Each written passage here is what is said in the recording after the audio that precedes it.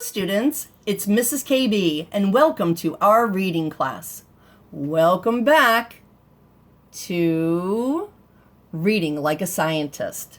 Yesterday, we made a great discovery. We discovered that scientists do not read fiction books to find information. Instead, they read the genre of nonfiction, not fake, where we can find information. So we also found out that scientists study dinosaurs and planets and plants, animals, and rocks. And students, we were so excited to find out that they study nonfiction books that today I'm going to start us in a nonfiction book. This one is all about rocks, and that's what we're studying in science. So I would like for us to take a closer look. Here is our table of contents, and this is what we're going to be reading. Exploring Rocks will be our first chapter, and notice how over here they give us the page. Now we're on the page, move our dinosaur back, and here is our title or subtopic, Exploring Rocks. That means that everything we're going to read is going to be about exploring rocks. Okay, move it a little closer. Think about a rock. A rock has many properties.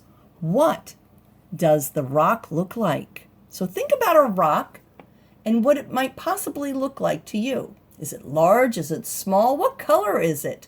Also, is it round, sharp, pointy?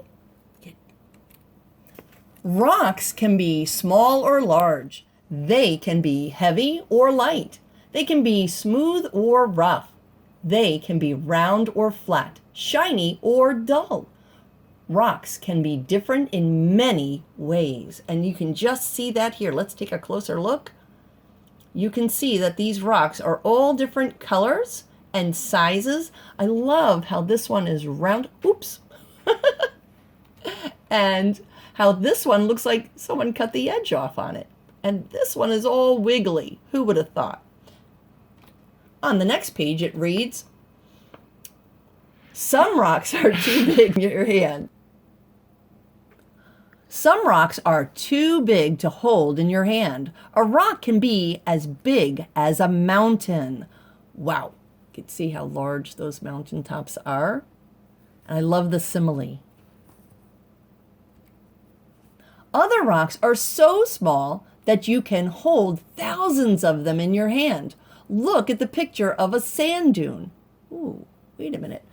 I'm looking at this and I notice that sand dune is bolded.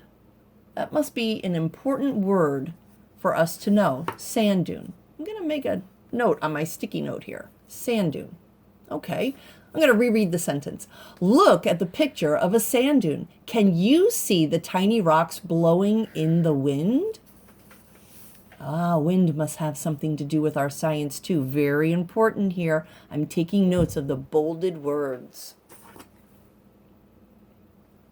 And look at all the tiny rocks. Who would think that a rock could be blowing in the wind?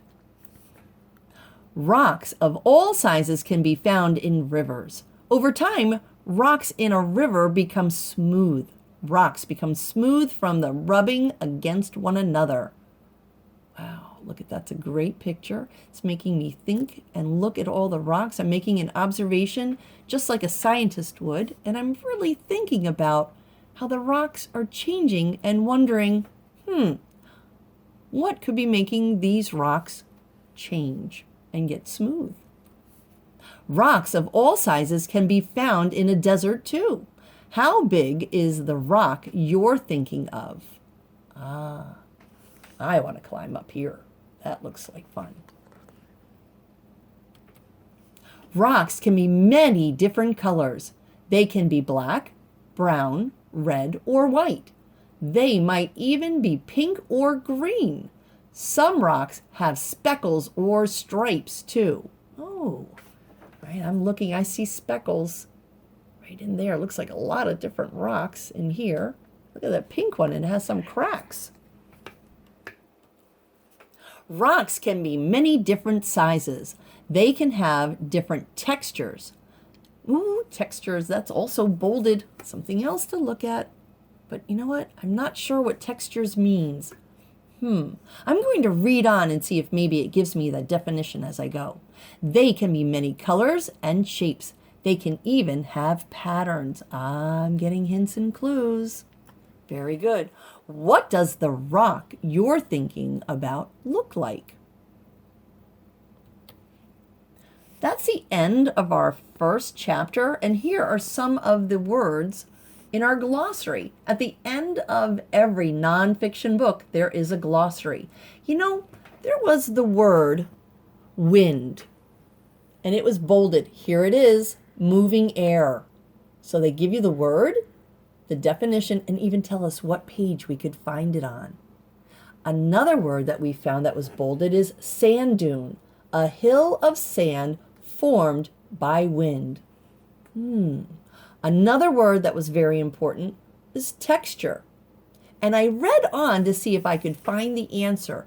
And I thought I had a definition, but I'm going to read what the book says to see if my definition matches. The way something feels. That's what I was thinking. Very good. So, students, this is a nonfiction book that we just read, and it gave us a lot of information. And this is a book that scientists wrote, and other scientists, or soon-to-be scientists, read so they can learn about rocks. And there's our table of contents. Next, we'll be reading the story, Next, we'll be reading Colorful Rocks. And my fellow scientist readers, what I'd like for you to do is think about, when you're reading, how a scientist would be thinking. I want you to ask yourself questions. I want you to look for titles and subtitles, bolded words, and I want you to know what is the definition of those bolded words, because they are very important when you are reading. So again, think about the titles. I want you to think about what the author is trying to teach you and what the bolded words mean. And ask questions and look for the answers when you're reading. Now, attached to this will be a worksheet to review the information we just talked about in nonfiction books. Thank you for listening and reading along.